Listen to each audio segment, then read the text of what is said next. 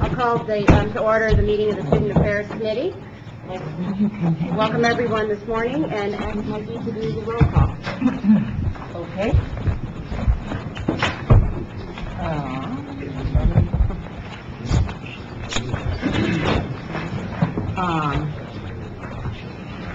The Vice Chair is Dr. Marshall. Here. Mr. Edwards. Here. Mr. Martin. Here. Mr. Meyer. Present. Commissioner Smith. Dr. Solano. Here. Mr. Stavros. Here. Madam Chair, you have the floor. Thank you. I'd like a motion for approval of the minutes, please. So moved. Second. Second. All in favor? Opposed? Motion carries. One of our first tasks today is to approve a notice for a regulation that's being considered by this committee. It's Board Regulation 6.0105, the Student Code of Conduct and Discipline. Basically, this regulation will align the minimum disciplinary requirements with the current university procedures for student disciplinary proceedings, revise the terminology to reflect the national trend towards more educational as opposed to legalistic language for addressing student code of conduct violations. My understanding is this draft has really been pretty well vetted with the Student Affairs and Council of Academic Vice Presidents and the University General Councils, and that everyone is in agreement with this, the proposed changes. It'll require each university to establish a student disciplinary system and a code of conduct that will inform students of the standards of conduct expected by the university, the procedures for initiating and conducting student disciplinary proceedings, and appropriate penalties or sanctions if the student is found responsible for a violation.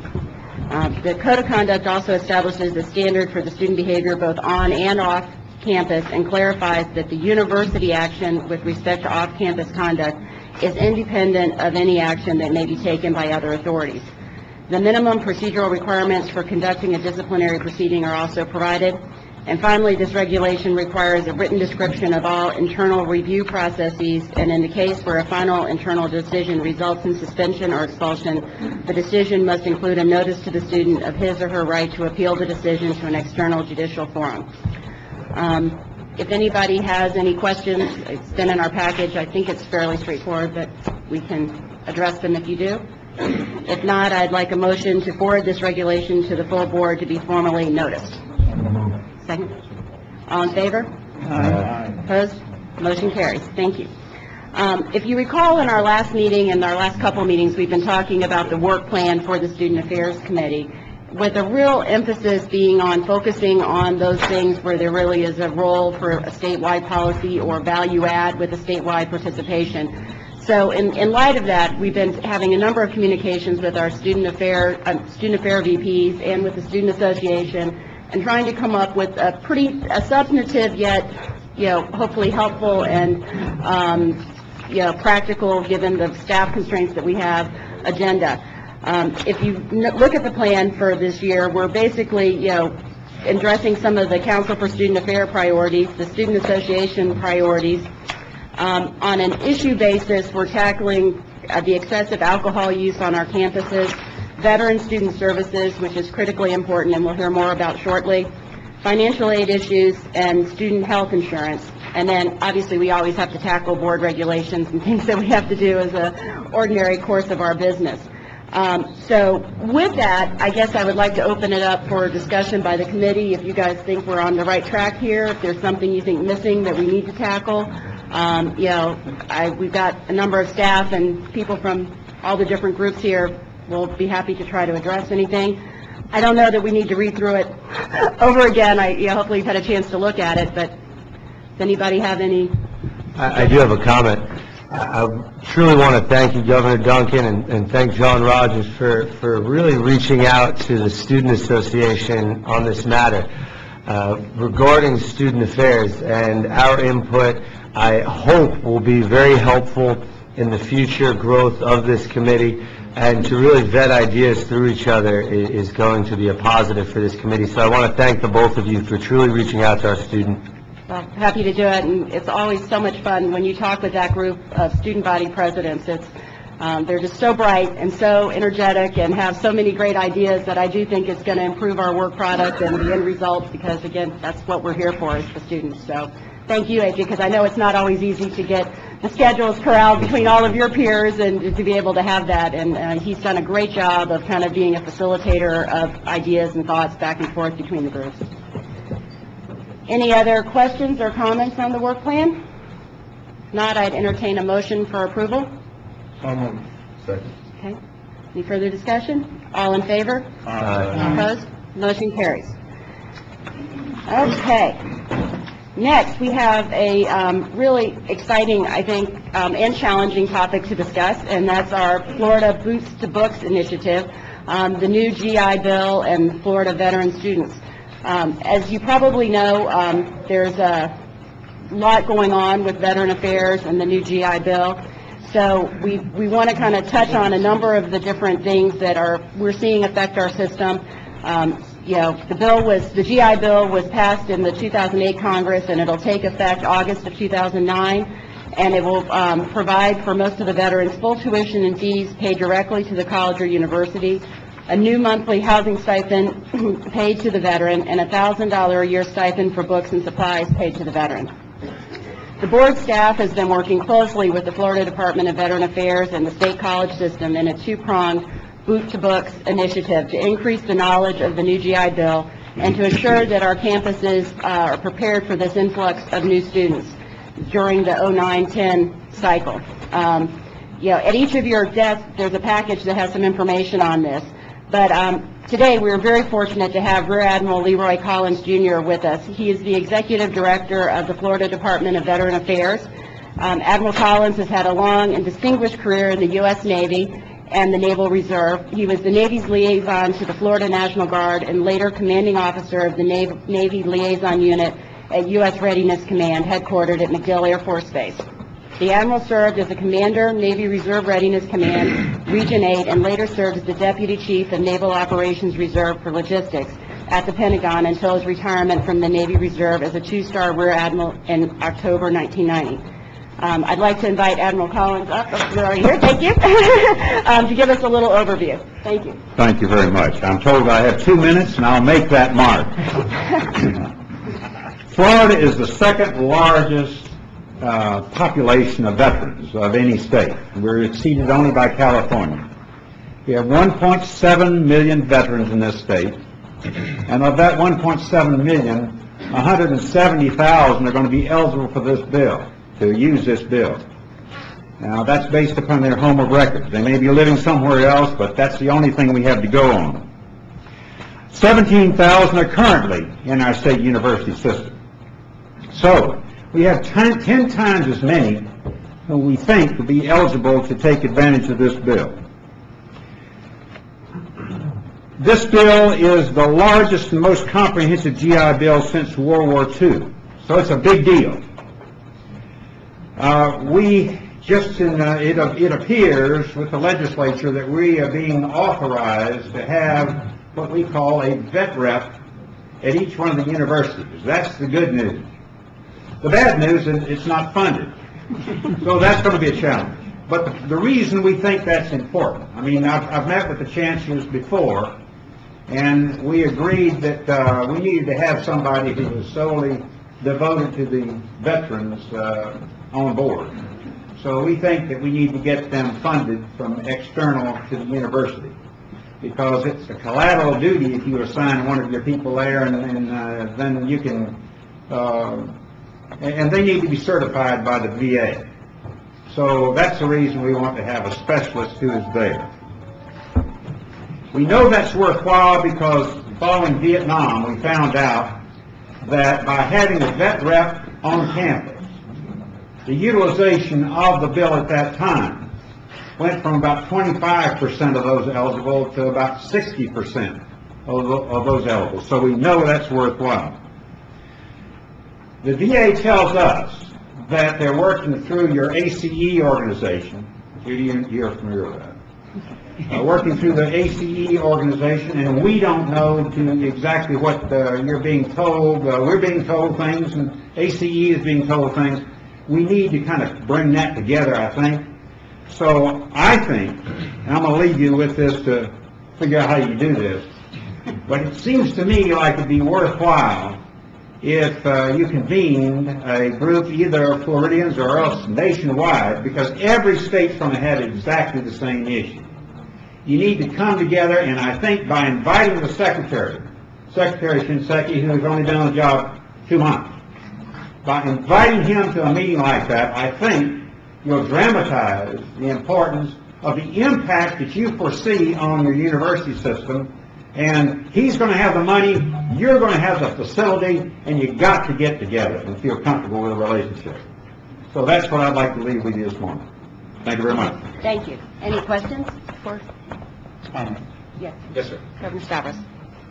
Being a veteran from World War II, I just would like to mention how important it was for the state of Florida.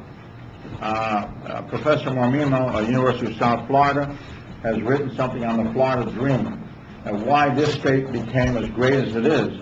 One reason, of course, was Mickey Mouse. Yes, we understand that. But a very important reason were the veterans, or those who served in Florida, loved the state and came back, and me and my family included. So that these veterans are very important to the state, and any way that we can help, let us know, and I would be one to help any way I can. Thank you. Thank you, sir. Any other questions or comments? With that, I'd like to invite Diane McCain up to talk a little bit about the strategic media campaign that's going to be kicking off, and we'll be working in conjunction with the governor's office on, to go over that plan. Good morning. This is one of the most significant tasks that I've been asked to take part in. Can you all hear me all right? It's hard to tell if I'm picked up. I fall between several generations, one of tremendous honor and respect, one of frustration, discontent, and a lack of appreciation, and within the past decade, a renewed sense of pride in our country and those who so valiantly serve to protect our freedoms. Regardless of our political views, the men and women who dedicate their lives so that others can be free deserve our respect and our time. With the chair's permission, I'd like to take just a minute and ask that members of our board, presidents, guests in the audience, and any others who have served in the military, that you sit. And the rest of us will stand in applause to honor you and say thank you.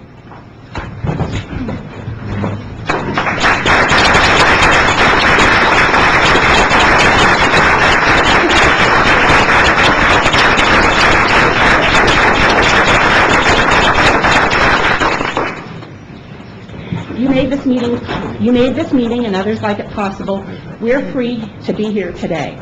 I've been asked to share with you for just a few minutes plans that are underway to prepare Florida's educational institutions to welcome incoming student veterans. And many of our institutions are at the ready. In the interest of brevity, individually you know far more than I could ever tell in an overview, but we have a lot more work to do. As Admiral Collins mentioned, in August of this year, the new GI Bill will provide more than 2 million veterans the opportunity to attend college full-time. The new bill and the conditions that have made passage possible are different from the first GI Bill era. However, it too was designed to generate economic growth and expansion. To give you a bit of history, for every dollar invested in World War II veterans, $7 were generated. Last June, the American Council on Education sponsored a national summit that included more than 200 participants. Among them were presidents of colleges and universities, senior military leaders, student veterans, and campus representatives. The group engaged in a forum to target the barriers veterans face as they make the transition from service to campus and through the higher education process. Also last summer, Admiral Collins and then Chancellor Rosenberg met and briefly discussed the potential impact of benefits that would be provided under the new GI Bill. It is important to note that more than 1.6 million veterans have served in a combat environment since September 11th of 2001. Needless to say, staff members were assembled, and we began evaluating current services and assessing the need for collaboration among various education systems.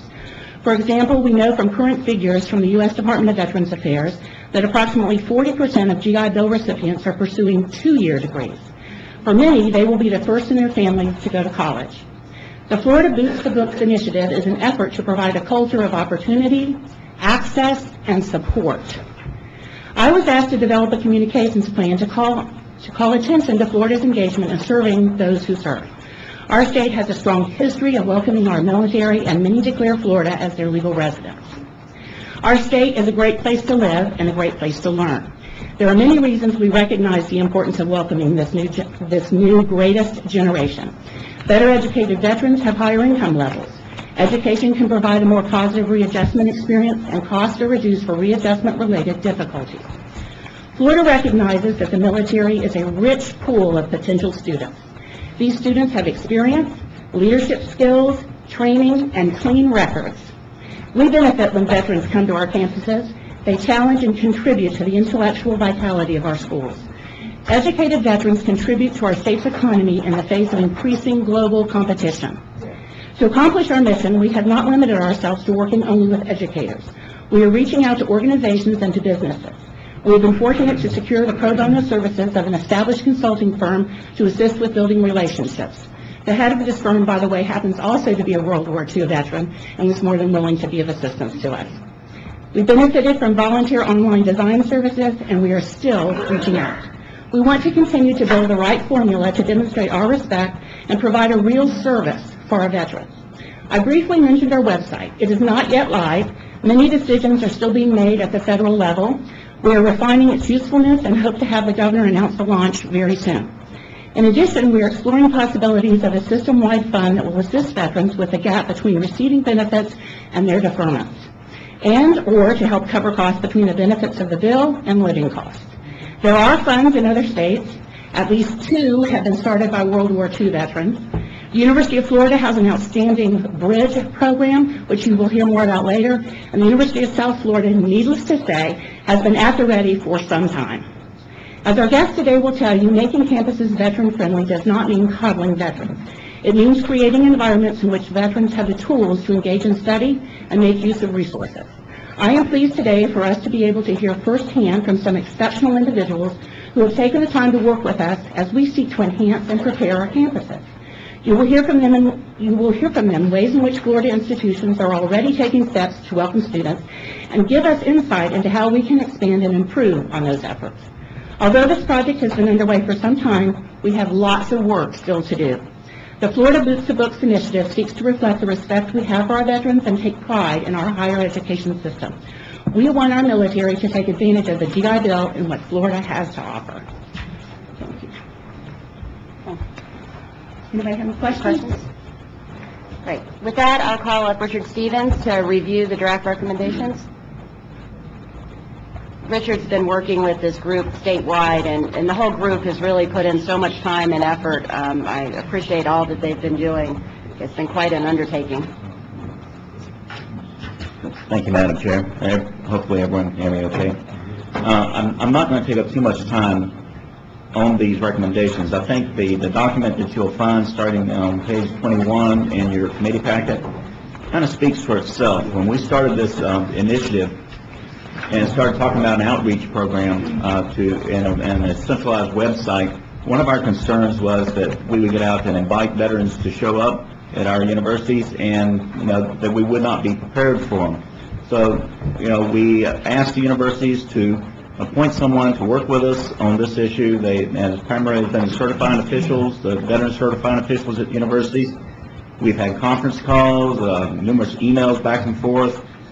Several universities have conducted surveys, and what you have in front of you with this chart is really the summary of all the recommendations that have come out of the 11 institutions that this board oversees. And I will tell you right now that I have been very pleased with what I found when I talked to the veteran officials, when I visited 1 or 2 of the universities. The universities were already out in front of us on this issue. And so with that, I'm going to just point out a few things that are in this this table. And if you have any specific questions about some of the recommendations, I'd be happy to try to answer those. The number one recommendation that came up in all of our discussions consistently was this idea of one-stop veteran support center. And basically, what you're talking about there is a one single location where a veteran can go in, get the kind of counseling they need, get have access to the the academic resources and student support resources of the institution, but also access to some of the services that are offered by the VA, and referral services for housing, employment, and other types of activities. And one other thing that could start to happen under this concept is actually you can begin to see some of these other recommendations roll up into such a one-stop center. I'd like at this time to also say that, one thing I was impressed with and was that the University of North Florida has actually built a one-stop student support center for all the students. And of course now this happens because they were able to build a facility that accommodated that. But I think, that was an interesting approach, and it really kind of helped them to better serve their veterans. And then, as was mentioned also a little earlier, that the USF and President Ginch have been very involved with the American Council of Education and their efforts at the national level to conduct workshops to really build a national initiative to help the veterans. And you may want to have her comment on that. But the other thing that I was very impressed with when I actually visited the University of South Florida and talked with their veteran certifying officials was that they've established an institutional committee and have really begun to tackle a lot of the issues that they see coming with this influx of veterans. And specifically, the USF knows that it's going to have some issues with its regional campuses and trying to extend the services to the regional campuses. This is going to be a concern for 2 or 3 of our institutions.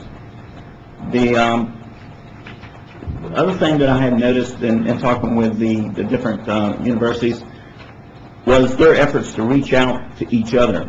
And a good example was a conference that was held here in Tallahassee by the FSU representatives and FAMU and TCC. They all came together, they brought veterans together, they sat down, they talked about some of the issues, they've agreed to collaborate with each other.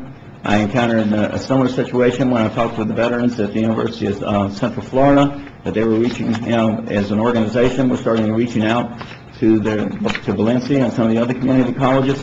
We think this is worthwhile because the community colleges all vary in size and resources, and if the past enrollment patterns for veteran students continues as it has, then the community colleges are the ones that are going to be first impacted by a wave of new students, and they're the ones that are going to be feeding these students into the state university system.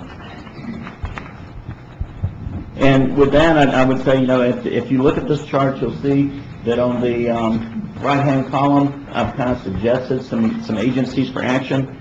In actuality, I think most of these recommendations can be dealt with at the university level, and that, we might want to continue our efforts with a statewide committee to help facilitate some of this, but I don't see a real need to get into any kind of activity. I do see a need, if you go to the last page where you start talking about the policy recommendations and some of the policy issues. Those are things that I think that the board staff, working with the university staff, can delve into and determine which of those are really feasible at a state level, which are not, and try to remediate those as we can. And with that, Madam Chair, I'll end. Yes, Richard, on page 23 under admissions, number 2 talks about establishing a preferential admission policy, and number 3 talks about accepting credits from the military. I think both of those are admirable goals. I just wonder how each university is going to handle this. Well, I'll respond to that, and then I'll ask some of the universities to also respond. Looking at establishing a preferential admission policy for qualified veterans, I included that in the list of recommendations because these are the recommendations that came from the university officials. I don't see that as being a very practical thing as a set policy, and I base that on my experience when working with the Florida Department of Veteran Affairs and some of the issues that we had the veterans' preference in employment. And that when you create that, an entitlement type policy like that, then you have to have a bureaucracy to enforce it of some sort. The universities really are in a position, if they want to actually include or consider veteran status as part of their admission criteria. Or if they're doing, when they look at students, they don't just look at the GPA and the high school courses that a student took. They look at other things, their community involvement, community service, with the experiences that they're going to bring into the university environment. And then with regard to the accepting military credit, the American Council on Education actually produces what they call the ACE guide that evaluates military training and suggests as credit for the different types of military training that has taken place. And then, of course, most of our veterans, as they wander from base to base or pick up additional college credits. And by the VA requirements, that needs to be evaluated. It has to be evaluated as part of the GI Bill requirement. I think that where I've seen the universities probably could improve would be to make better use of the ACE guide. But then I would ask if it's okay, Madam Chair, for some of the universities to respond to that. Absolutely. Yes. And maybe President Ginchak, you can kind of roll into a little bit about the ACE role. Thank you. I'm very privileged to be the chair of the American Council on Education, and it's the largest higher education association in the United States. And it does represent community colleges as well as private schools and colleges as well as public schools and colleges.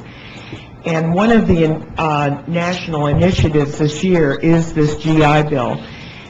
Pell Grants have been coming out now with $14 billion this year in aid. The GI Bill is coming out with $9 billion in aid for all those vets who have served since 2001 and those who are continuing service at this point can also take advantage of the GI Bill. And it is going to be distributed through the VA, the VA administration. So right now they're trying to figure out how they're going to distribute these funds, and they will start August 1st. August 1st is when those funds will begin, and it's a very generous and great package because the GI will have full tuition at the highest level of the public university in the state. So if somebody is coming to Florida, the highest tuition that is charged, if they decide to go to a private school, they will only be paid what the highest tuition would be of a public university. Now, the private university can fill in the rest of that amount or even a part of that amount, and there is a yellow ribbon program, which means if the private adds on, say, another $2,000, the yellow ribbon program would match that. So they're trying very hard to get all of the GIs back into school. It's a very exciting program, but it is one that we have to consider as being, these are students who are more mature than our freshmen coming in at 18. These are students who have gone through a lot of disciplinary and leadership type of training. And these are also students who have had some extensive engineering training and mechanical training.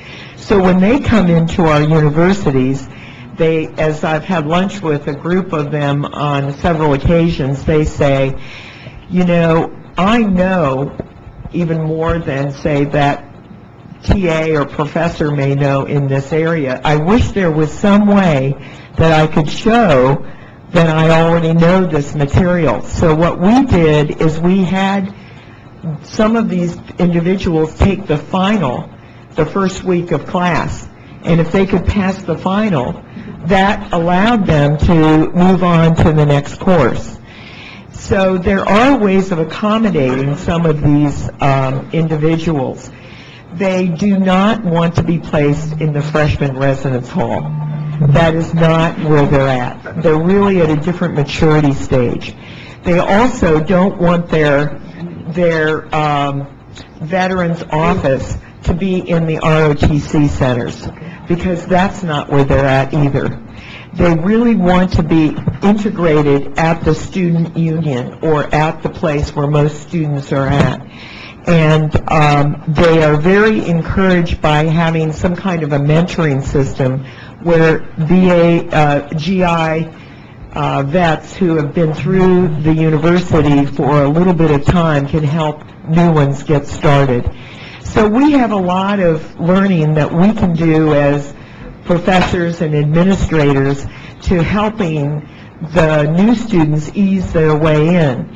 And if we look at the state of Florida, there are 22 military bases in Florida. It's one of the largest defense states that we have. And so defense as an industry of Florida is very important. And we're fortunate to have so many vets in our area, and so we just have to make sure we're accommodating them and really opening our doors to them.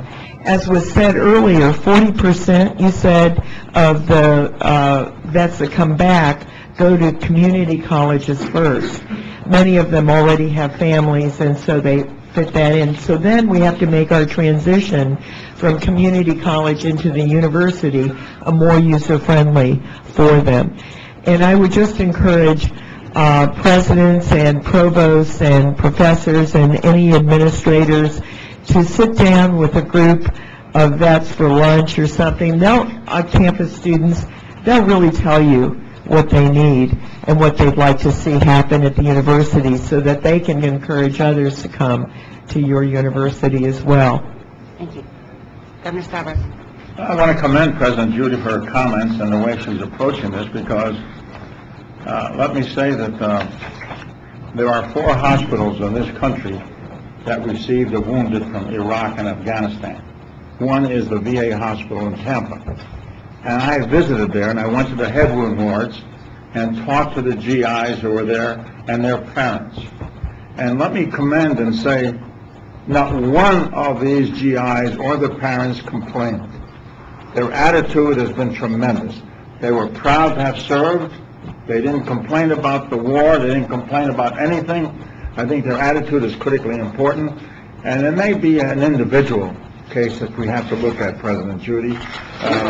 Some will come back upset and disturbed, and most will not, because the ones that I met were very happy to have served and were willing to come back and be brought back to health. And believe me, when you walk into a head wound ward and you see a wounded GI with half his skull missing and his parents there and nobody complaining, I mean, these are great young people that we have, and they will be assets to our universities if they have the right attitude, and I think this is what has to be determined. So thank you for your comments, President Judy. Well, as we know, not all are wounded either, so we have a various continuum of students that we'll be bringing in as well. Some will be and some won't, but it's a lot of the advising and making sure that they're doing well. I have a question kind of for the presidents as well. Are you guys briefing your trustees on this issue, or on each campus? Is this kind of across the board? Is everyone tackling this, or is it somewhat sporadic across the system? Yes? No? Yeah. Got that. Oh, yeah, okay. Yeah, just because I think it's important. I mean, this is kind of one of our things from shared services, even just let's not reinvent the wheel all the time. So I just want to make sure, as y'all are tackling different things, that continuation and that conversation is, happening, and that we're not having to experiment on every campus when we find something that works, and we're not devoting the staff to having to figure it out 11 times. And that I really hope, Richard, and through the work group, we can kind of continue on this, and also really maybe take it to that next level of looking at because we are so uniquely structured here in Florida with our military bases and the number of veterans in our state, is there something really unique, even from where ACE is going with it as a national policy, that we could do to maybe go for a federal grant or something to kick it up and take it to that next level, that by working as a system, we would be uniquely positioned to do that. And so I would encourage each of you guys to stay on that, to keep us informed if there's a role for us to play in helping do that. But I think it's important we not just, totally do it on every campus differently, because it just seems like you're going to have a lot of the same issues and we don't need to reinvent the wheel. Yes, President. One of the things University of West Florida has just been identified as a military-friendly campus. And they have a set of criteria for that. And I would encourage the other universities to take a look at that. I'm not going to say it's too hard. It's not, but you do have to pay attention to one-stop shopping, for example, mentoring, following up, making sure the VA paperwork flows through your university smoothly. And that means a lot to veterans when you can say you're a military-friendly campus. And, there aren't that many in the United States. There's all military installations in Florida, and like Governor Stavros was saying, so many come back to Florida because they've been through Florida in the military one way or another. It's a real draw for us, and they're also very good students. Mm-hmm. They do have the discipline, they've been through that experience in life. So at any rate, I think suggesting that, and perhaps maybe a workshop for us to see what each other is doing, and what President Ginshaft is doing is something that we could do, or sort of modify it our way. It might be a good a little workshop at one of the Board of Governors meetings. And that's a good consideration. Thank you. Go. I was out of the room for a minute, but I don't know if you discussed the opportunity that the Admiral mentioned. Haven't gotten there yet. No, go ahead. That we have a workshop or a meeting, and the chairman invite maybe the chairman from the other states even to participate by telephone. Because if funding is an issue and federal funding is available, we wouldn't want to miss that opportunity. It is not? It is available. Yes. It is available. And foundations are getting money to this as well. We don't want to miss an National opportunity. Foundation. Right. Right. So, Governor Martin. Question, in terms of clarification, on page 23, item 2, it says qualified veteran applicants. Does it mean that all of those will be available for these services, or post 9/11 veterans? Is that correct? On the qualified, your question is what is Yes, qualified? what does qualified veteran mean? I mean, any veteran. Well, it's from 2001 on, and some veteran that has enough credits and doesn't want to go back to school may opt to have a spouse or a son or daughter go and get the full GI Bill as well. So it's... Okay, but it's targeted for those post 9/11. Absolutely. Okay. 2001 and on. And just as a personal note, in college in the late 60s, early 70s, and seeing the impact of the Vietnam veterans come back and fully integrate into a university setting. As most of you know, I'm from Tennessee originally, and I went to Tennessee State University, and I was very active on campus there. My brother was a Vietnam veteran, came back, and actually got involved in the campus vet club. And traditionally, the local, sororities and fraternities were those that participated, and the president of student councils was normally a Greek person. The vet club in '71 actually proposed my brother as the president of the vet club to run for the student council presidency. And it's the first time in the history of the university that you had someone who was non-Greek that actually won. So the vet club, was very, very active on campus. They integrated very well into the campus setting. You're right, they do come back, a little more seasoned, they want to be mainstream, but they really participate and they really get involved in the campus setting.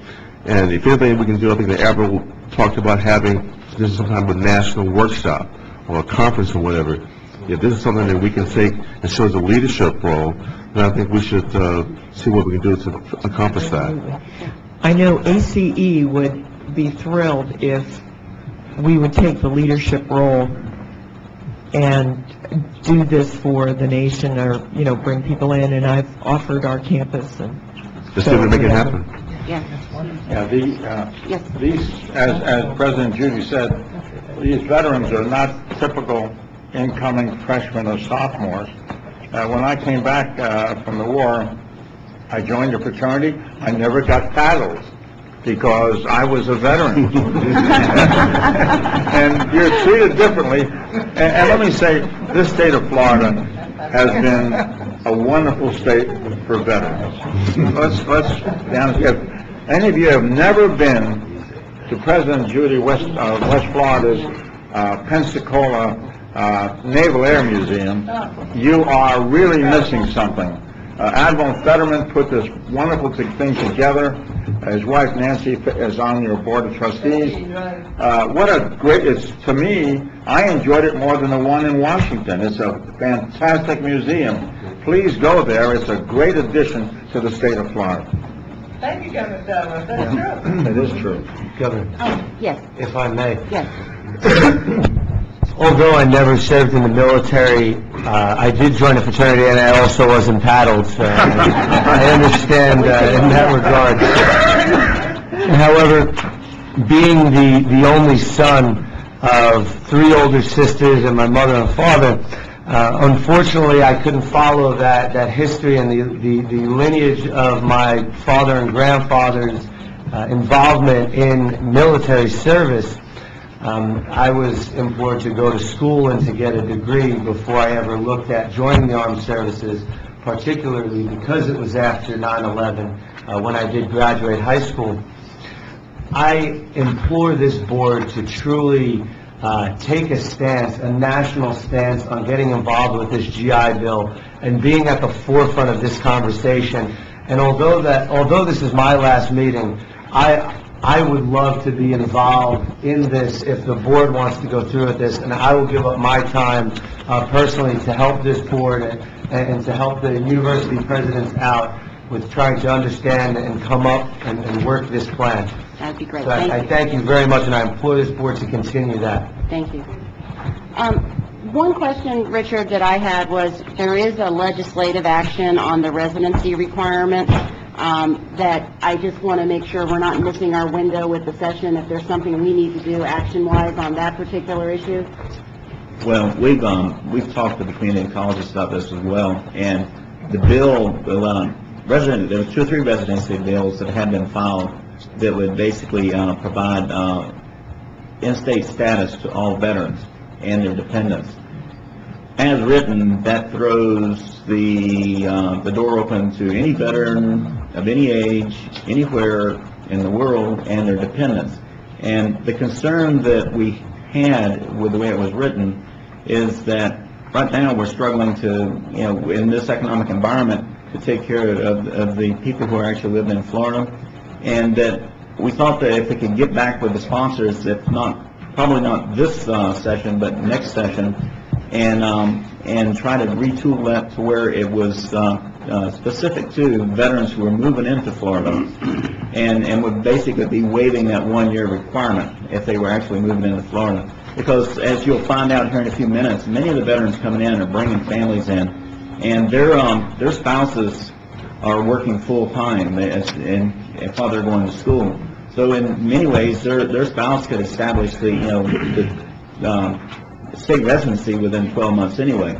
It would just simply be waiving that. But we need to work with the language to make sure that it works for Florida this time. I guess I'm just questioning why we wouldn't be doing that now. I mean, why do we need to wait a year to have that discussion as the bills have been filed? Well, we could. If that's I mean, it seems like that's not one we should take a pass on. I mean, we may not be successful doing it fast, but I think, I would like to see our board go ahead and more forcefully support that and jump on it this session at least. And at least, if worst case, we'll be better prepared for next time, having started the process this session. The one thing I would say to that, Governor Duncan, is that we want to discuss it, I think, with the community colleges, because they are open access. And they're already being flooded in this environment, and everybody wants to provide that kind of access for the veterans, but, we certainly would want to work with them in drafting that language. Okay. Yes. May I ask Richard a question? Sure. If a veteran comes out of the military and they go into one of the guard units, the state guard units, are they then considered a resident when they're serving in the National Guard or the Marines in our state? Right. Anybody that is serving in our National Guard is a resident. So And if that's they come already in in. directly, they don't Correct. have the year resident. That's correct. And in fact, a guardsman from another state can actually transfer down and become a resident immediately. Well, and maybe we could, if this year, may get something that's a test with the university system versus the community colleges. I don't know that the bill has to be one size fits all either. If we get too bogged down with that might be something that we may have a little better ability to manage. I'll get on and get the report out to you in the next couple of weeks. Great. 10 days now. Thank you. There were a lot of heads bobbing back in the audience during some of these comments, and we're very fortunate to have some student veterans with us here today. They have joined us to talk about the transition from military service to higher education. We have Glenn Hallowell and Stacy Causey in attendance that I think are going to come up and address us, but it seemed like there were more head bobbing through the two of them. So if there's any other student veterans, would you please stand so we can recognize you as well?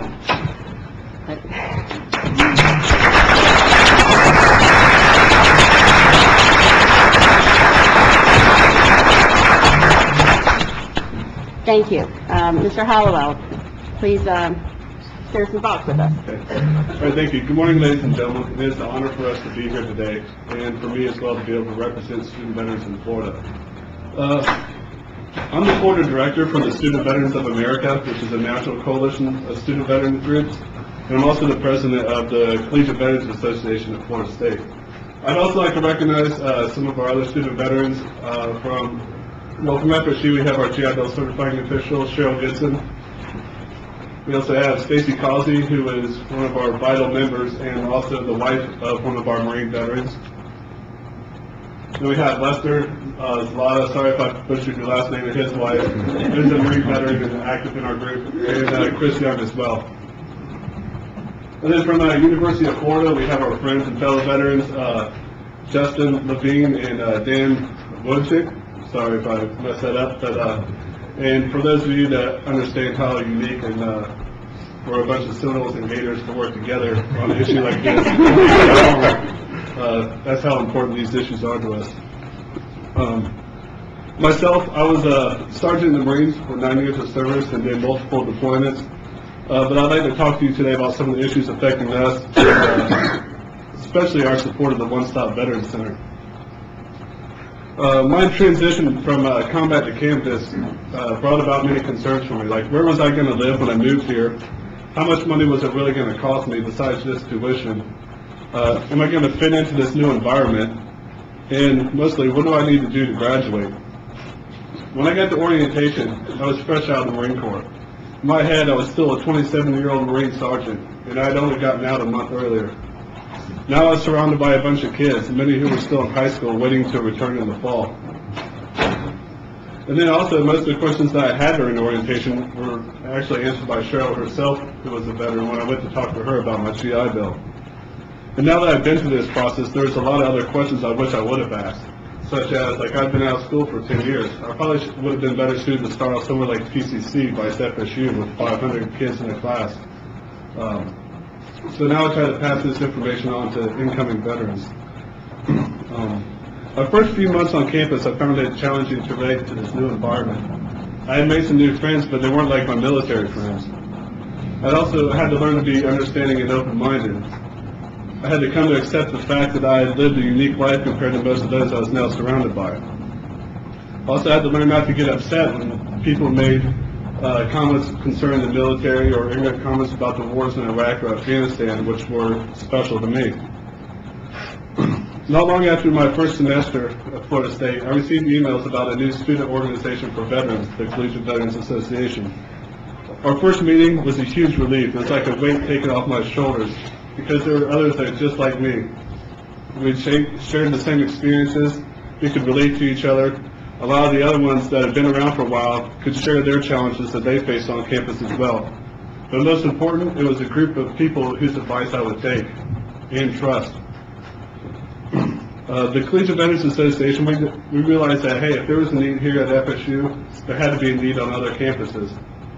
So we set up a website and a Facebook group. We were eventually contacted by other groups, such as one in Columbia and one at the University of Michigan. This evolved into a meeting up in Chicago in January of 2008 with about 20 schools represented from across the country. It became known as Student Veterans of America. Today, Student Veterans of America, in a little over a year time frame, has evolved into 145 schools from nearly every state in the country, or every state in the country. To us, this shows the continued need for these student veterans groups, and we want to see more groups in Florida. Our goal in Florida is to network with other groups like the one at Florida, and to help start other groups on other campuses that don't already have one. What we found was new groups starting up at University of Central Florida, University of South Florida, and an excellent group over at University of Florida. We also branched out to some of the community colleges, and about 2 weeks ago during our spring break, we had our first Student Veterans Conference in Florida. We had about 9 schools represented, and we had also the Executive Director for Student Veterans of America. And our hope is by our next conference that we continue to grow like we see on the national level. This conference also helped prove to us that student veteran groups are facing similar issues on the national, state, and local levels. One of the biggest issues that was brought up was the transition onto campus, just knowing how to get started not only as a non-traditional student but as a veteran. Some of these challenges that we face coming in are accessing our benefits, GI Bill issues, locating services in multiple buildings with multiple contacts, and dealing with agencies at the institution, at the state, and federal levels. At our conference, we had also received a summary of the recommendations, which y'all talked about earlier. And we unanimously supported the One-Stop Veteran Support Center on campus because it's needed and it will accomplish most of the other recommendations. To us, it should be a place to go besides the GI Bill certifying official, who's normally heavily tasked and busy. And really, I'd like to make sure that she keeps me getting paid. We also prefer that it be staffed by a veteran because they're able to understand the needs of student veterans and the issues that we face during our transition. They can also help establish and maintain veteran orientations for when the veterans come on the campus and help support the student veteran organizations, which, like ours, is mainly run by student veteran volunteers, those who go to school full-time, work part-time if not full-time. Many have families, and so that leaves us a little window to maintain a productive organization. These one-stop veteran support centers should also maintain on-site services that could point veterans in the right direction and also give them a point of contact to go to as well. Currently, things like career centers, employment services, contacts with local veteran groups, websites, counseling, networking with area military bases, campus policy issues, and a lot of other things could be consolidated into this one-stop veteran support center. In our opinion, 15 of these 23 summary recommendations could be met by establishing a one-stop support center on each campus. But I'd like to thank you for your time and support today, and by having us here and discussing these issues that are important to us, it gives us both faith and pride in our state and our university that they're willing to step up and take care of our veterans. So now I'd like to bring up Stacy Cosby, who is the wife of one of our Marine veterans, like I mentioned earlier, and she's a vitally important, very active member in the student veteran organizations in Florida. Welcome. I'm here to provide you with insight, I guess, as a dependent or a spouse of a veteran trying to become a non-traditional student on top of being a veteran, and just the frustrations that within the military, the spouse is seen as the rock, or you serve while your service member serves. You're always seen as being active in the military, just like the actual service member.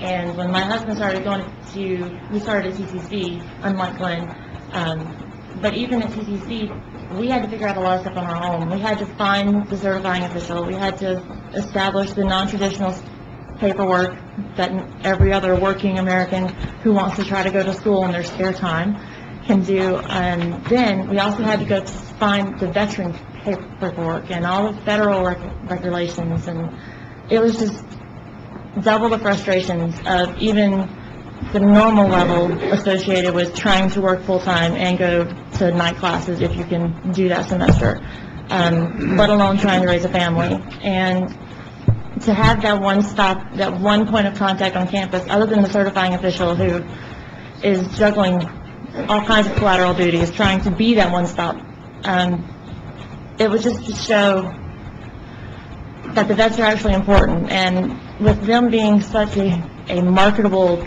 employee, to have your name on their degree is just, I don't see how that you can like not look at that as a bonus.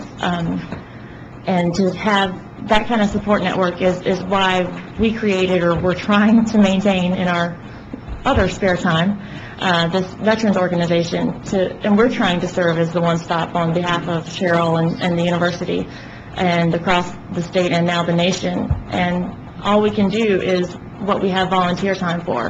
And if there was a staff person on campus, even just one person that they could go to that can dedicate their time to all of the paperwork above and beyond the financial aid aspect, then it would just, that a little bit of assistance would just show tremendous support and validation for the reason that the veterans chose Florida as a place to get their post-secondary education.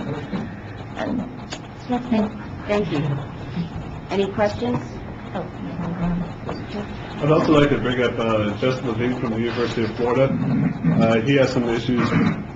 They're pretty much experts on the GI Bill as far as student veterans are concerned.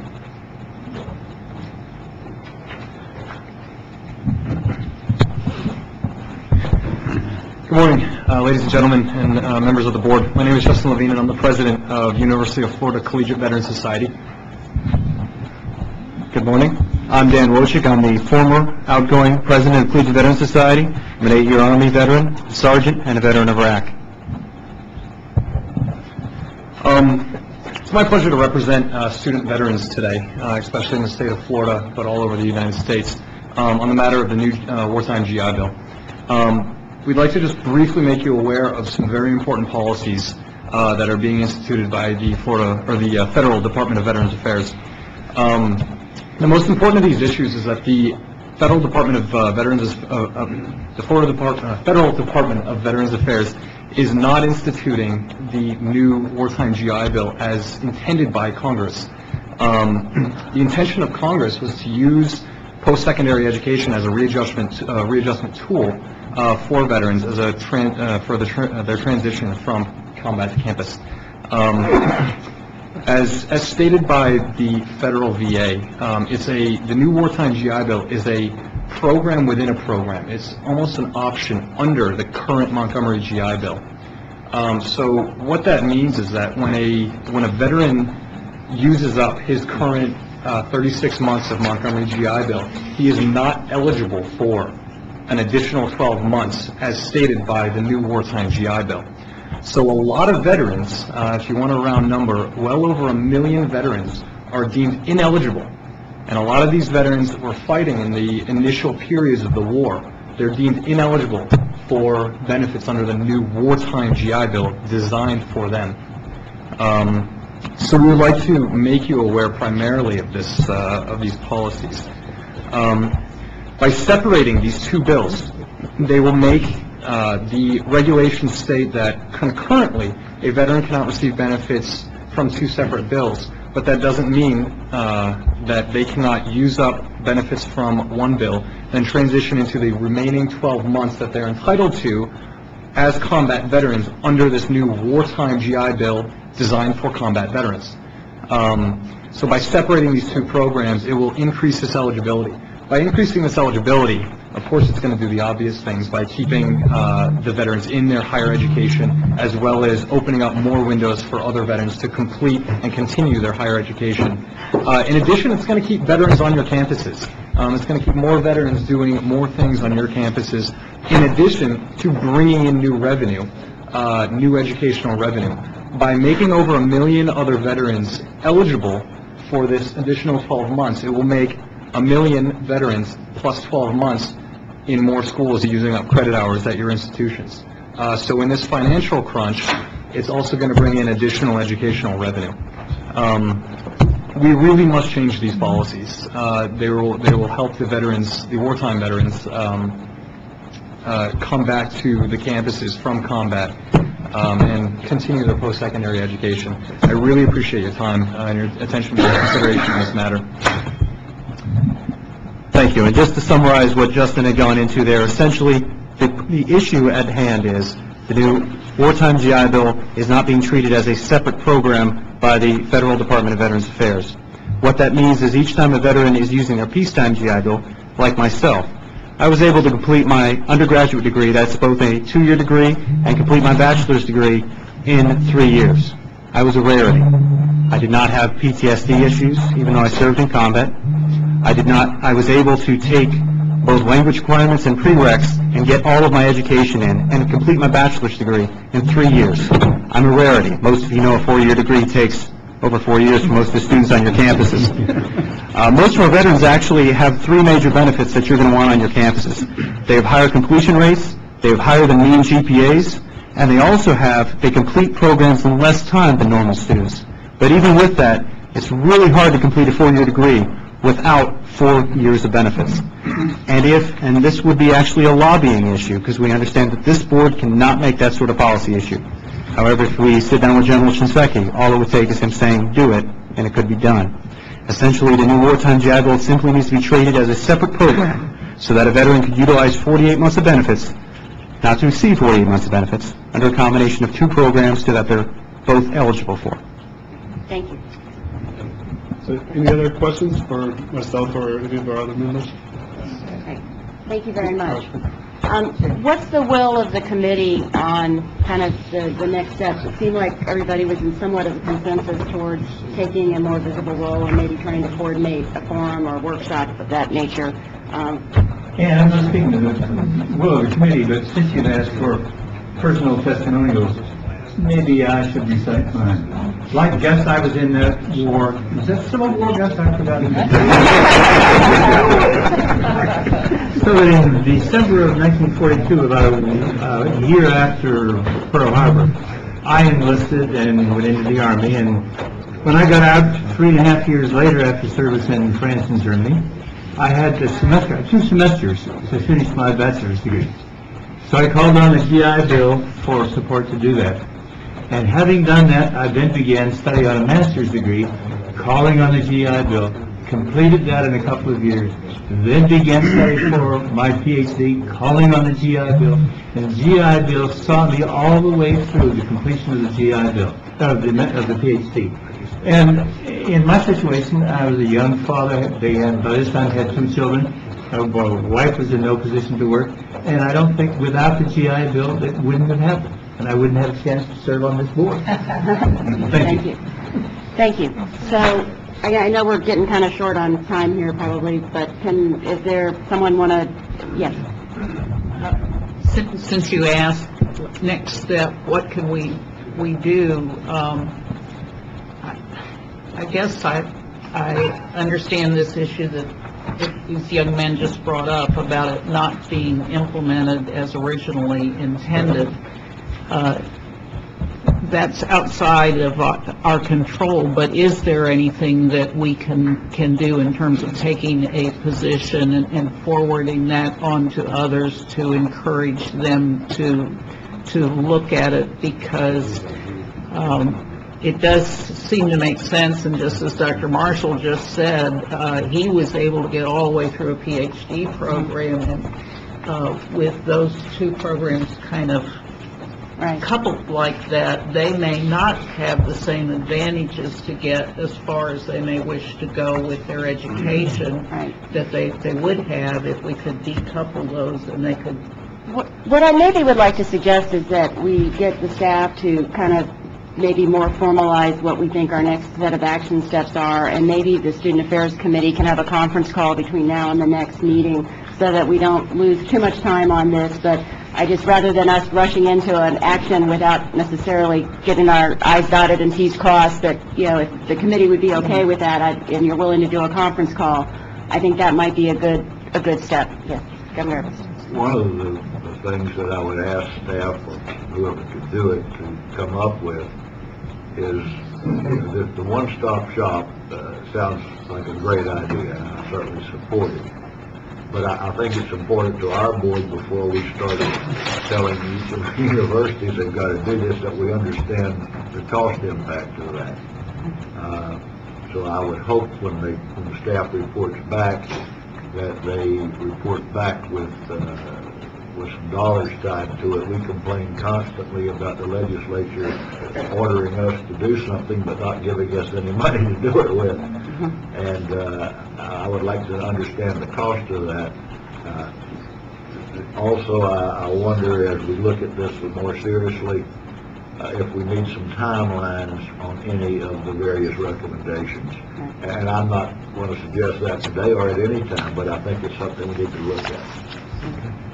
So why don't we have a one-stop shop on UNF. Jacksonville is a big military city. In fact, it's the most requested duty assignment for Navy personnel, and so I can probably get that, and then we can sort of project it, and I imagine some other campuses also have them, and we can get those numbers back, and then we'll come back with some suggested or proposed next steps on what we can do. Great. Including maybe sketching out kind of a best practice model.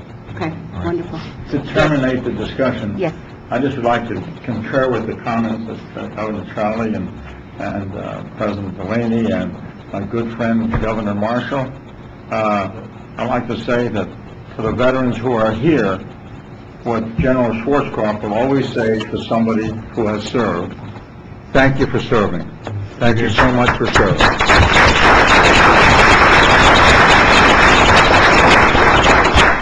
thank you. I think this has been a real productive conversation, and looks like we've got lots of work to do. Do you need anything else? Well, I just wanted to add that, again, I'd be willing to host a conference on behalf of SUS. Great. And have others join in. I thought we had President Brogan assigned to fund that and do that. Applause for me. Okay, we have got two other kind of significant issues that we just need to touch base on. One, if you'll recall, at our last meeting, we had talked about the financial aid that was going unclaimed based on the study that Dan had done, and I just wanted Dan to maybe give us a quick update on where we are with that initiative and trying to make sure that our students get the benefits they are eligible for. Thank you, Governor Duncan. As you mentioned, our research identified a pool of untapped aid, and our goal is to connect as many students as possible with that aid. And since the January board meeting, we've been working on various channels, both on how to improve existing efforts that at the K-12 and post-secondary level to reach prospective and existing students, as well as to develop new avenues for reaching out to students. So we've worked with some folks, started working with some folks at DOE who have connections to the counselors, the guidance counselors in the K-12 system, through the facts.org website, and identifying ways to maybe push better financial aid information out to students or prospective students who are looking to that site for their tracking their path to a higher education. Talking with the folks at the Student Financial Aid Office, the state level, about identifying ways of reaching students in existing non-need-based financial aid programs like Bright Futures, who in some cases we've heard, at least anecdotally, have a tendency to see that as their aid and not to go any further in identifying other potential sources. We've continued conversations with our financial aid directors at universities to try and identify some of the practices some of them have already engaged in, target students who are not applying for aid, and have heard in a few cases, some successful efforts where targeted emails, for instance, have identified hundreds more students on campus who have gone ahead and applied and gotten Pell and other resources. And looking at ways that those might be extended to other campuses. Your packet also includes a one-page summary from Tallahassee, Florida. They were at the last meeting talking about their efforts that were about to happen on College Goal Sunday, and I believe also they're developing work with the Lumina Foundation on the Know How to Go campaign, and they sent us a kind of a summary of what happened with the College Goal Sunday, and it sounds like it was a pretty successful first time for them, and they're developing ways to expand in the future. And we've also been working with them on identifying some private sources of funding, whether it's Lumina or Ford Foundation or others, that are interested in finding ways to improve access and affordability for students. Some of the other ways we're looking at are just ways of identifying or developing new ways to reach students. We've talked with Governor Meyer about some of the ways that there might be some peer-to-peer efforts and using student government associations and other student groups on campus to reach out to students on campus. And in that vein, also thinking about other kinds of, for lack of a better word, kind of direct marketing efforts that might be more in line with the kind of media and the kind of materials that students and prospective students would be more responsive to. So at this point, that's where we're headed, and we'll continue to update you. Yeah, and I think it is important. I think we want to kind of stay on board with this, and if there are best practices that we need to be looking at, let's make sure we don't let this one fall off the radar. I know you're focused on it, but if there's action that we need to take, please, let's stay on this one, because I think in this economy, it's really important that we draw down as much of that $24 million as we can. Yes, sir. Just to make one comment to that, we have been working very closely. In fact, excuse me, the association is looking at, in the fall, having one day in either September or August, statewide, that every student government would sponsor a FAFSA day at all the 11 institutions, so that it would be our student government, our students sponsoring this, in hopes to create awareness of the FAFSA application, as well as to derive more applicants. So we're very excited about that with the help of the staff. Great, thank you. Good. Any other questions on that component?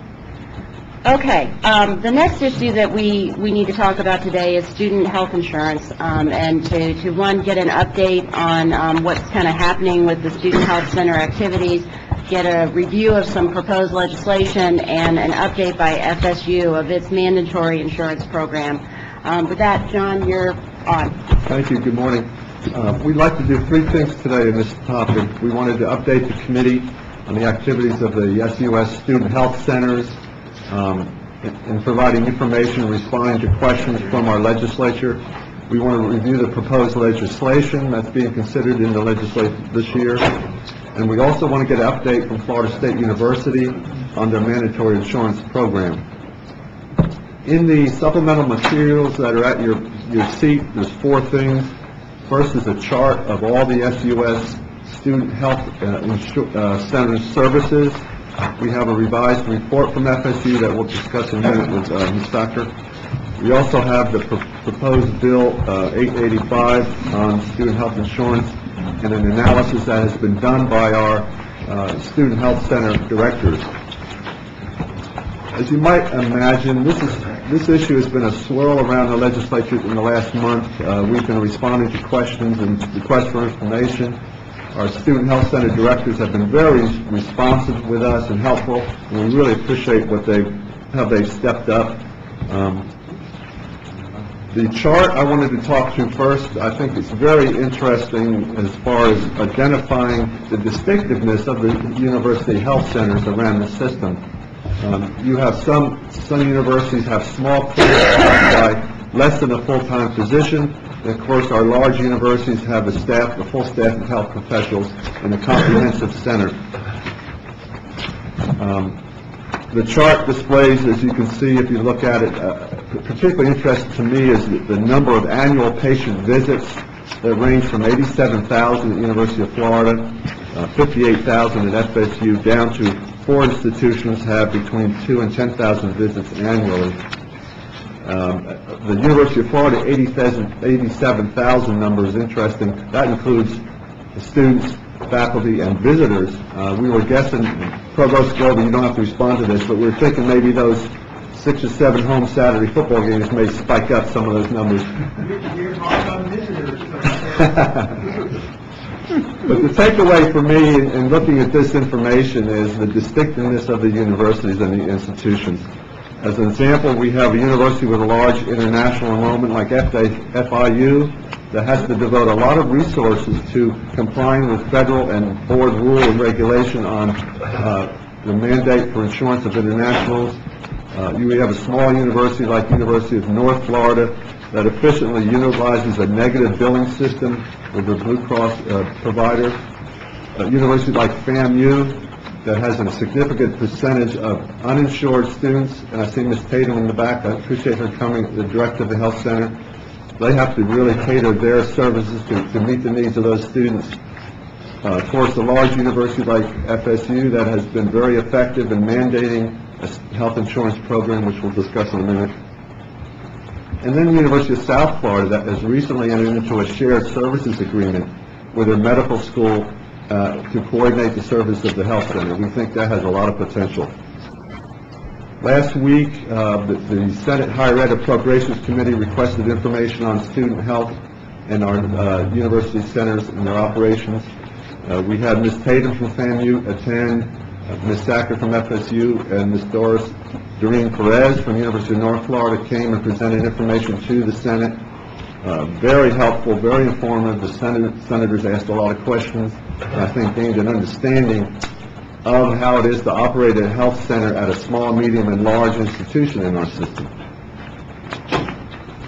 Just to briefly review the proposed legislation that's out there in both the House and Senate, you have in your agenda packet House Bill 885, filed by Representative Flores, and Senate Bill 2256 by Senator Ulrich. What these do is they propose to require the state universities with at least one full-time physician to bill students' private health insurance provider and seek reimbursement for services and implement a billing system to do this.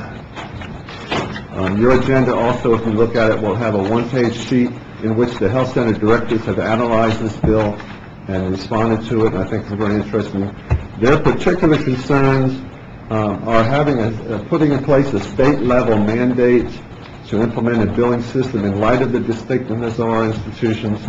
As you know, there's such a distinctive set of student populations, size, complexity, and technological sophistication of these institutions, which leads to their second concern is the expenditures and the resources that would be required to implement a billing system and establish an office to do this. This week, both of these bills have been amended just this week, so they're still being worked by staff through the process. You have a sheet of feedback we just put in a couple days ago, in which, once again, our student health center directors have analyzed these amendments and expressed their view of that. And the point they repeatedly make is they have health center directors in our system. Some have in-house billing systems. Some utilize their business offices with software there, and some have no need to bill students. And they just think it's not appropriate to mandate a system for all campuses and all student populations. And of course, their other primary issue is the cost to implement such a system. So that's where we are. Our government relations staff is monitoring these bills with our university lobbyists as they move through the process. And if there's no questions on that, we'd like to move to the next spot. Yes, if Leslie Sacker from FSU could come up. As you recall, this was something under Chair McDivitt's tenure. We wanted to really track how this was working at FSU, since they're the only ones right now with the mandated insurance, and so Thank you. We're still standing. Thank you for the opportunity to give a follow-up. I think that, just as a reminder, FSU went mandatory for all incoming new students in the fall of 2007.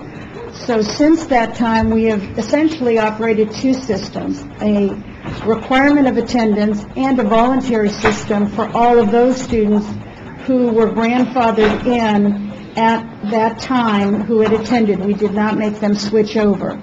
We will be entering our third year of the program, and I think that through your handouts, you can see we are beginning to reap the return on our investment and the opportunity to provide a economical policy with deeper benefits for our student population. When we entered this agreement and were able to access financial aid as a cost of attendance for our financially challenged, we found that last year only 8% of the incoming freshmen needed our insurance. As we suspected, as students matriculate through the system, and by the time they are seniors and graduate students, the ratio flips, and that becomes the time that they are at their greatest need. As you can see from our chart, 50% of our sales are for graduate students. And so one of the things that we are hoping happens over the next couple of years as we move to 100% coverage, that we will be able to negotiate lower prices on family coverage for those graduate students who need their spouses and their children covered at reasonable cost for coverage to be able to keep them in school. Our loss ratio... Can I just ask a question? Yes. If the student is covered, and that's what you said, because it put a great burden on you that you had to refer them out to doctors, etc. That's correct. Why are you moving now into spouses and children and... We have always provided insurance. Getting off the track a little bit? Well, we have always provided policies for spouses and children of students. That is not new for us. We have done that for the last 20 years. Are you going to then mandate that if a spouse doesn't have a policy, No, the sir. student can't go? No. No, it is a benefit. It's totally voluntary on the part of this is a request from our students that their families are covered because they have no access to family coverage through their years of study. And so we have only responded as a service to requests of students to be able to do this. And the requirement does not extend to families, only to the student who is in school. The surveys we have done both with our CARE students, which are our first time in college, financially challenged students, we got good feedback. They wanted their children insured. We got no negative pushback. Our families that we surveyed are very positive about the policy, the plan, understand the concept, the Congress of Graduate Students once again endorsed the mandatory rule, hoping that lower benefits would mean more affordable and deeper benefits for them. So I think that what we're seeing practically is a positive return on investment. We're seeing our loss ratio, which was 110% in 2007. That means that 10% over the premiums went out into claims. Every time you see that at one of your schools, anything that's higher than 75%, you know you're going to get a rate increase the next year. It's just going to happen. And so we are very pleased that last year we came in at 74% for the first time in 10 years that I have been there. So we know that distributing the risk is working. Communication was key. Technology was critical. our partnerships on campus. This is not a sole entity kind of job. This is a partnership on campus. So we're very pleased that we are able to bring the price of our policy down this year, and this year offer two policies, one for $960 and one comprehensive for $1,250, down from the $1,440 where we were. And so we think that's a practical application of the system and the program at work, and we hope we next year have better results. I've got two questions for you. One of them may be you or Dr. Abel. I read in the clips that there was potentially a recommendation from the administration to temporarily stop the program because of the economy. The trustees at your campus decided you wanted to keep it in place. I guess I just want to understand what was the logic of that administration recommendation based on the positive return. I mean, are there students not able to stay in because of the cost, or how? I mean, I will say, out of my 3 years on this board, this is the only, when you guys implemented it, is the only time I've had parents I didn't know call me and ask or talk about something other than getting their kid in school. And so, it was a, kind of the interesting thing. Haven't heard much from anybody since then, but I guess if you could talk a little bit to the cost and the economic impact and what the rationale was there on that. Dr. Abel, do you want me to? Okay. I think that the president and the senior staff felt that adding another line to the cost of attendance in this economy was something that they had to seriously evaluate, and they did recommend it be suspended for a year. The Board of Trustees felt that we should stay the course, that we were about to realize by our rates the return on the investment. That week we had a youngster life-flighted to Emory, who was thankfully covered by our health insurance policy. So they really had a first-hand sense of what people don't always see, those students that are assisted and protected by having a safety net. And so I don't think that the senior administration felt it wasn't a successful program. It was simply the economics of the cost of attendance. We have found that our parents are very appreciative that we are looking out for the health and well-being at FSU of our students and are trying to show it in a tangible way.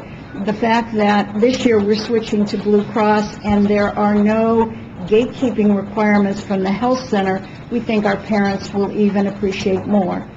As far as the billing issue that John brought up, we're already doing that. So I think billing comes as a natural, logical consequence of putting a foundation in place. Any other questions on FSU's program? Okay. I think obviously we are very clear on this is not going to be a one-size-fits-all kind of situation, and that we got a lot of different challenges around this issue. What's the will of the committee? Do you want to just kind of see what comes out of the session and maybe revisit this one after the session? Is there an action anybody feels compelled to try to take at this time? Just a question real quick regarding the FSU's mandatory health insurance. Okay, yep. Would I be correct in saying they closed their pharmacy? Ms. Thacker? Leslie? Sorry, you got one. I'm sorry, I had a quick question. Is it correct for me to make the statement that FSU closed their pharmacy this year? That is correct. Okay. How does that impact the mandatory health insurance? Okay.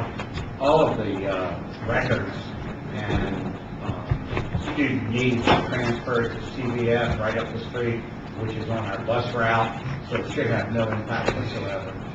And our benefits from our insurance plan are covered at any pharmacy the student would want to go to. Thank you.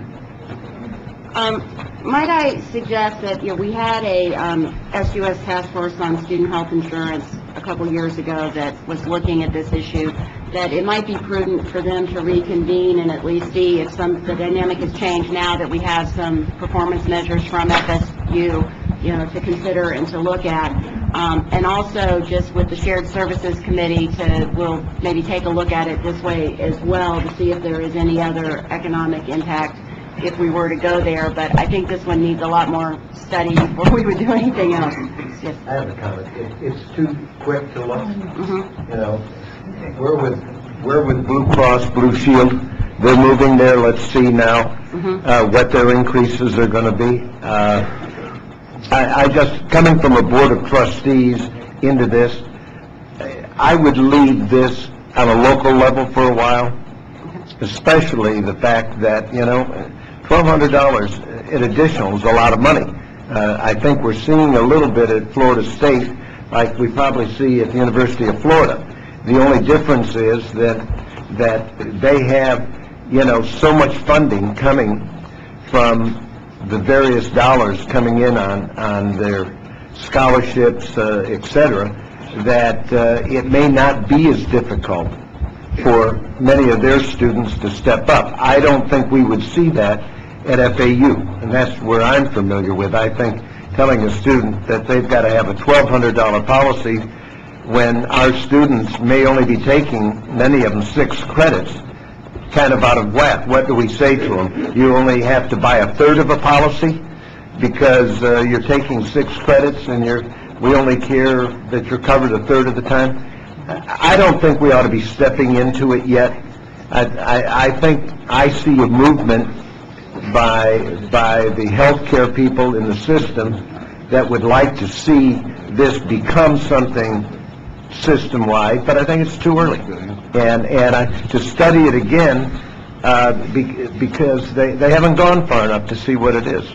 Well, I think it's a waste of time, and we ought to be concentrating on things that our staff has the time to do. I mean, everything that comes up here, we're referring it back to a depleted staff to do another study on it. I just disagree. May I have just a point of clarification? Any student who comes with insurance through their parents, so they have options. I understand that. Okay, I just want to make sure. At FAU, we don't have a lot of students coming with their parents. I think you would find that probably at FIU, maybe University of West Florida, where they have a lot of veterans. So it is different, and I just am saying, I think it's best handled at this point with local boards. And then we watch what happens with you, and watch it for 3 or 4 years. Let's see what happens when you move over to Blue Cross Blue Shield. Do you still retain it? Because I don't think it's going to fit anyway. I want to comment, if I could, just a minute, because after we undertook the study and there was no connection whatsoever, there has been every year a constant desire in the legislature to introduce legislation to mandate insurance, and I have been able to hold it off on the basis of our trying to evaluate the experience here.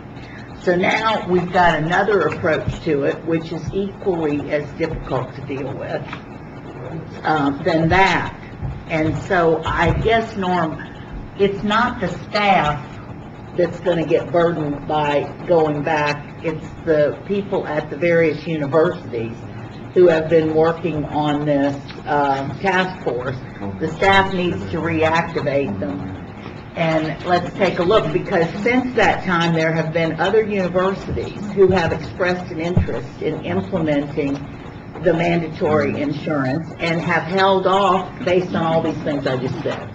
And so I don't think that it's 100% premature. I understand where you're coming from, but I think we're going to have to come face to face with the subject sooner than we probably would like to, because it may end up coming to us from another source. So I really would like to prepare for that.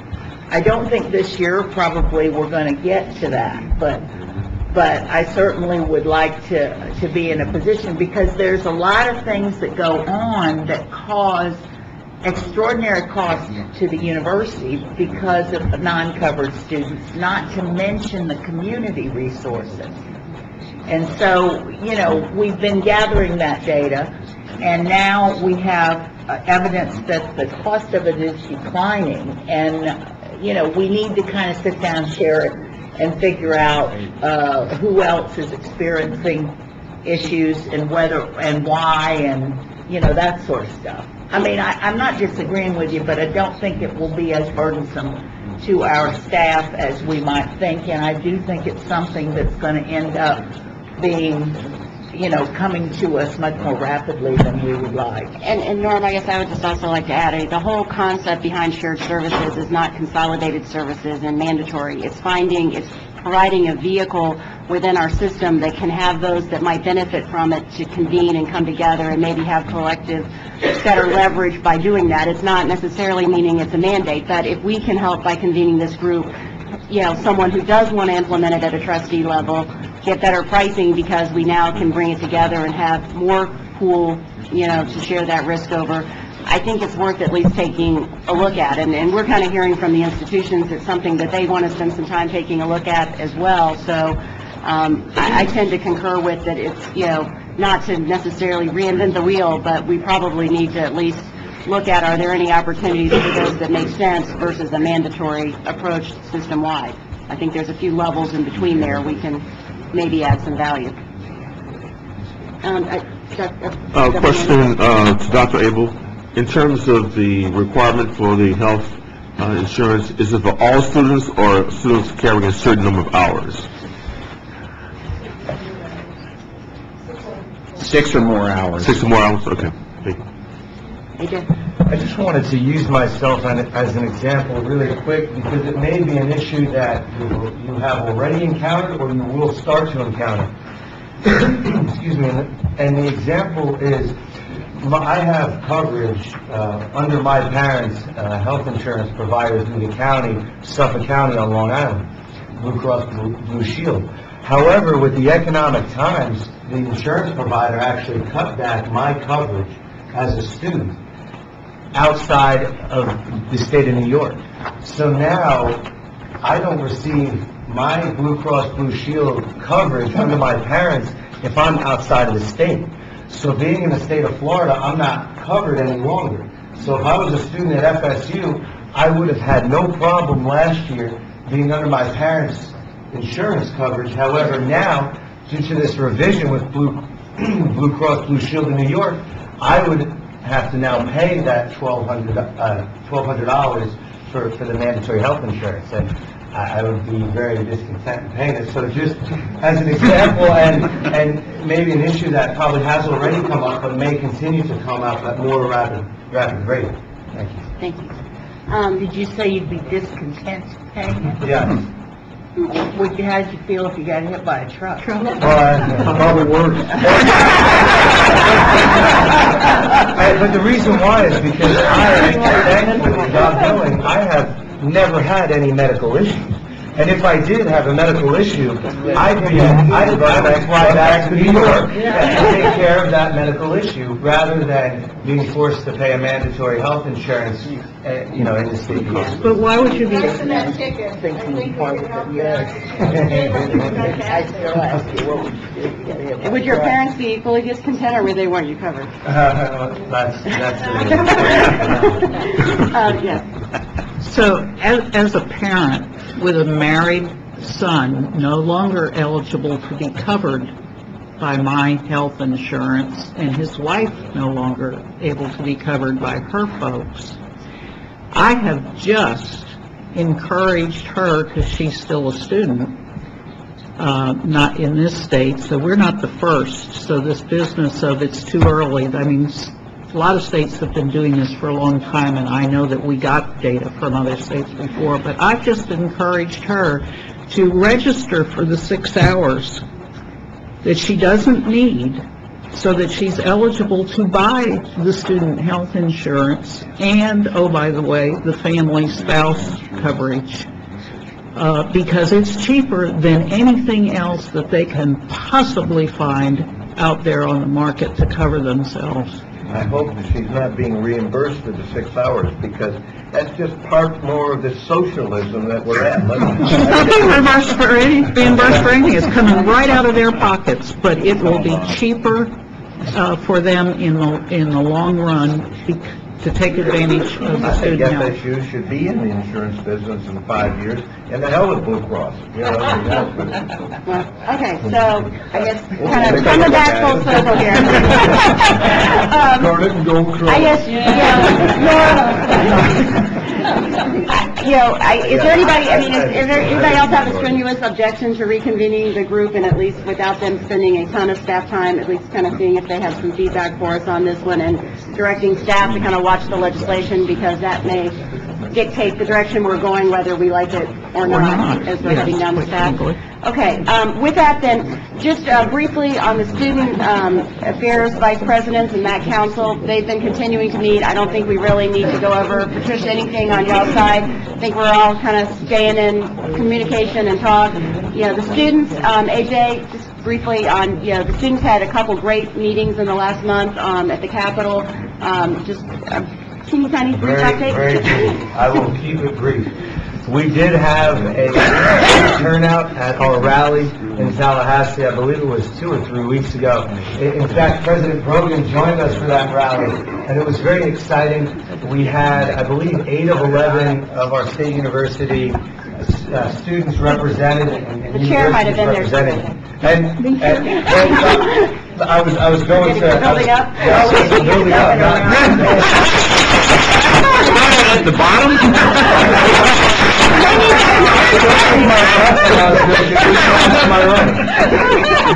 So, we had 8 of 11 nice about the guy who bribed you all the time. I'm trying to keep this very brief. We had 8 of 11 universities represented with their students there. We also had a great turnout from our speakers.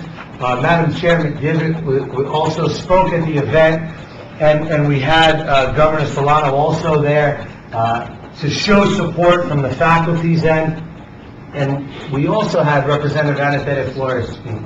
Great turnout, great event, and it's one of many to come in the future years for the association. Also, we have a meeting tomorrow. Unfortunately, I cannot be there, but we will be meeting at FAMU. If any of you would like to attend, please let me know, and I can get you that information. It'll also be posted on our website. And we will be going over the excess credit hour bill as well as the residency bill. So those are some of the discussions that will be had. And you also met with the governor? Correct. We did meet with the governor. Again, we had a great meeting with the governor, in fact. That day, 10 of 11 of our institutions were represented by their student body president. And it was a great meeting, very positive, and we look forward to having a great relationship with the governor. Great, thank you. And AJ, I did not realize this was your last meeting, but you have just been a delight and such a value add to this board and the committee as well. On a personal note, I don't know how I'm going to get from the hotel to anywhere now. Because AJ drives with me and he has the map on his phone. You'll have to coach your successor on helping Governor Tripp out. With that, because I appreciate everyone's patience, I know this meeting's gone on a while, but we've kind of been building up with a pretty big agenda. I think we got a lot accomplished today. I think staff is clear on a few follow-ups and direction, and without any, unless someone has any other burning issues, meeting adjourned. Excellent meeting. We want to take 5 minutes, come back at 5 of 11. Sounds good. Okay.